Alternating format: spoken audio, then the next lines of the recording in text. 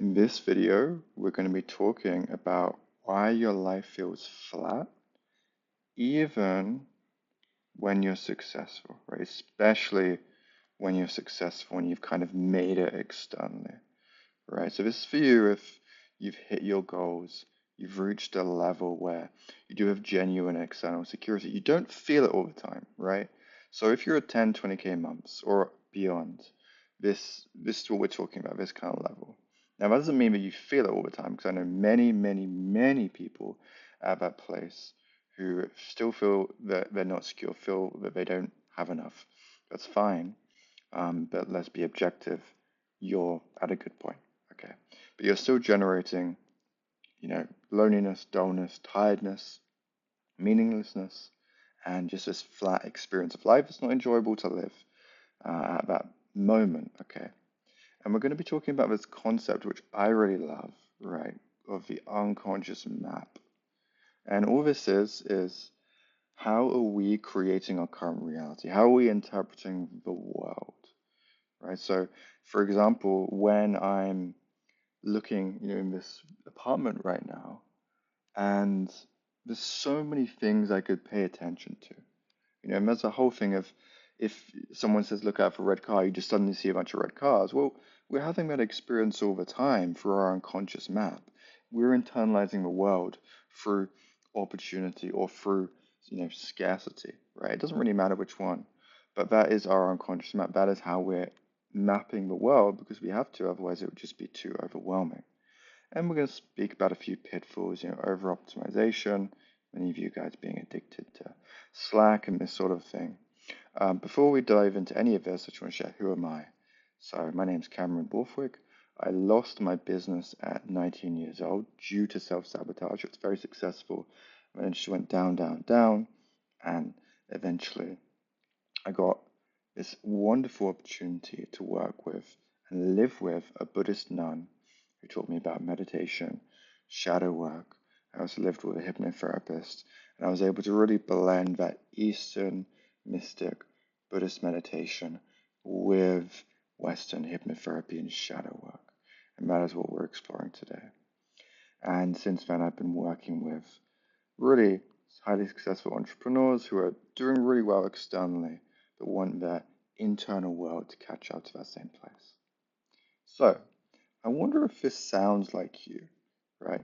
You wake up, you check Slack or email, you still feel tired, but it's kind of a tiredness that's not a physical one. You had 8 hours sleep, or maybe you didn't, but it's more of a mental tiredness, right? You still feel focused, you still get the work done, but you're kind of going through the motions. And at the core, it kind of feels meaningless. But you still, like I said, you're going through the motions of life. You're still good at what you do. You're successful. You're doing well, but it doesn't really hit you. Maybe it did before. Maybe when you first got there, it felt amazing. It felt wonderful. It's like I've achieved something, but now it doesn't really do that for you. Even the next goal doesn't really get you there. And at the core, you don't really feel like you're actually living. And that's what we want to fix here. Okay. But the good news is, and I really want to reiterate this because many entrepreneurs who are really good at what they do decide that, oh, I'm going to go and quit my business. That sounds like a great idea. It's not. It's absolutely terrible, and you do not need to do it. Absolutely unnecessary, and it does not help you. It just makes you more lost. And when you're feeling really good again, right, when you get to a point where you feel like you're genuinely living, you're going to want your business back because it's great to have a successful business. It's not a bad thing. Okay. So do not rush into quitting anything before you've worked with your internal patterns and internal maps properly. Okay. And also, you don't need, oh, red, you don't need to do a bunch of plant medicine, mushrooms, ayahuasca. You can if you want. I don't mind, but it's unnecessary. It actually is not really part of the healing process. Most people who heal through this way are very unintegrated, and while it can be somewhat helpful, sometimes it's not really that useful in making a real, genuine change and lasting change. And the good news is you can liberate yourself right now. You can be free of these old patterns right now. It's in your mind. It's being created by your internal map, and you have the power to liberate yourself. Of course, I'm going to help you in this video. Sometimes we do need help and support to do this, but you can liberate yourself right now. You don't need plant medicine, and you don't need to quit your damn business. Okay?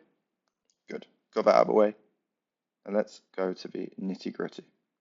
So we've spoken about this idea of the unconscious map. The unconscious map is what creates our symptoms, right? We spoke about the symptoms earlier. Unconscious map creates our symptoms. What are our symptoms? I feel flat. I feel dull. I feel trapped. I feel bored. Meaninglessness, unaliveness, whatever it may be. Right? These are the symptoms that are being generated, okay, by the unconscious map that we're living in. And so, what is the unconscious map? We've spoken about this a little bit, but it's essentially, like we said, the world is too overwhelming. There's too much stuff to take it all in accurately. So my unconscious map is simply the way I can navigate the world in an effective way. But sometimes, right, my unconscious map is not the best one I could have.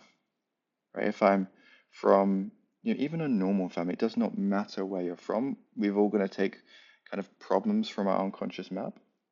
We're occasionally going to see things inaccurately. We're occasionally going to be creating anxiety, stress, and suffering. We're occasionally going to be making our life harder or limiting ourselves, right? That all it means, our unconscious map, we're going to be working on it, but we're not going to be removing it, right? We may remove parts of it, but we have to have an unconscious map. It's very, very important. And we're just allowing it to work in a better and better way so that we're seeing a life that we want to see. We're generating a life that we want to live in instead of creating problems for ourselves. So how do we actually change it? Well, lots of healing is done at the symptom level. And this is what creates ineffective healing that doesn't last. But when we do it at the unconscious map, a mentor of mine calls this the internal process, which we're going to actually explore down here. Right, but when we do it at the unconscious map, then we really create lasting change, right? Because essentially, if you can imagine, let's say I walk into a store and I'm feeling anxiety, right? So the trigger was walking into the store, the symptom was the anxiety. Well, what created that? Well, maybe I have took on a map. I saw mum go into a store and she had anxiety, right? Because she took on some map. So now I took on her map where going into a store is unsafe. Right? Maybe something bad happened, maybe it doesn't matter. Just took it on. So now when I give that part of the map back, I go into the store and I don't generate anxiety anymore because the map no longer lives in a place where the store creates anxiety. It just doesn't exist. So let's go into a real example. So I've got the symptoms from up here. We've got flat, dull, trapped, bored. And these are actually all picked from genuine experiences with clients. I'm not being too specific, but they are all genuinely real life examples. And we got to the unconscious map, right? Because their business was essentially the trigger, and they were generating this flat, dull, trapped, bored experience. And what was happening is they felt that I need to be secure and safe, right? But it was coming from a distorted version of that, right? So remember, when we're within the unconscious map, it's not just cognitive, it's symbolic, it's somatic. It's all aspects of how our consciousness can make meaning, right? Not just cognitive. And so we go later into the unconscious map, and we realize it's actually a very young part, a young version who's took on a very blanket view of I need to be safe and secure, and took it on from a very young mind well, that just generates a lot of anxiety and stress and flatness, dullness, drabness, boredness, right? And then we explore, we get down to the CC, it's called conscious conceptualization. These words are created by a mentor of mine, his name's Kim Barth. He's fantastic at shadow work. And conscious conceptualization is when did this actually, when does this map get created? When does this internal process get created? And so in this situation, it was mum, dad fighting about money. So what happened? This younger child saw mum and dad fighting about money. Oh, it's my job, right? It's my job to make sure that they don't fight. So I need to make sure we're safe and secure. I need to make a lot of money, right? You might say, well, that's motivating. That's great. Well, turns out we're actually pretty motivated when we're not really taking on challenging, horrible perspectives that make us create flatness, dullness, trapped boredom. And the reason that is if you imagine a toddler, toddlers are always doing, right? We don't actually need this style of motivation to create action. More often than not, when we remove these faulty maps, right, these faulty internal processes, what we get is even more energy and even more action. Okay. And so now we can see that this experience, right, just it's really an objective experience, but subjectively, always take on as my job. I need to make sure we're safe and secure, and filtered for a very young mind, which is going to take that on in a very stressful way. And an aspect of this was also that it's no time for fun, right? So it's my job. And so what happens is even when this part is successful, which it is, right? You're successful. This person is successful. But now they're so worried about maintaining that safety and security, right? Because they don't want mum and dad to fight unconsciously.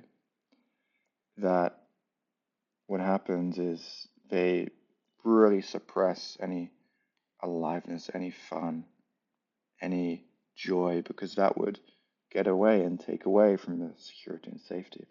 So we can see that even this cognitive view of I need to be secure and safe, we all need to be secure and safe, right? But when it's taken on in this way, right, this is why it's not just about the cognitive, it's about the symbolic and the somatic. It generates the flatness, dullness, trappedness, boredness, right? It generates the anxiety and the stress, okay? So we're living in this reality, this unconscious map. So what happens when we break the unconscious map, when we break the internal process? Okay, and this can be done in many, many ways. One way is we actually just give back what we took on to the situation of the people we took it on from, right? It's a symbolic way of breaking the unconscious map. And this is where you can call it the new consciousness. That's words from Kim Barter. I like that. But also you can just view it as the pure map emerges. And notice emerges, we do not place it, or we don't put it on, okay? We let it emerge, okay? We witness. So what we do is when we break it, we just see what emerges, what comes out of this. We just witness it, right? And in this case, pretend what happened was symptoms that were dullness,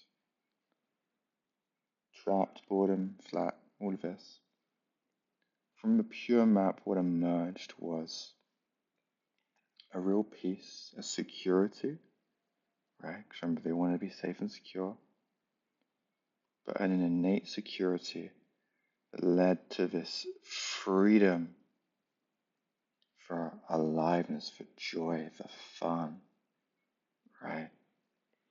Now that there was real deep security, what was being generated was joy, fun, aliveness, right?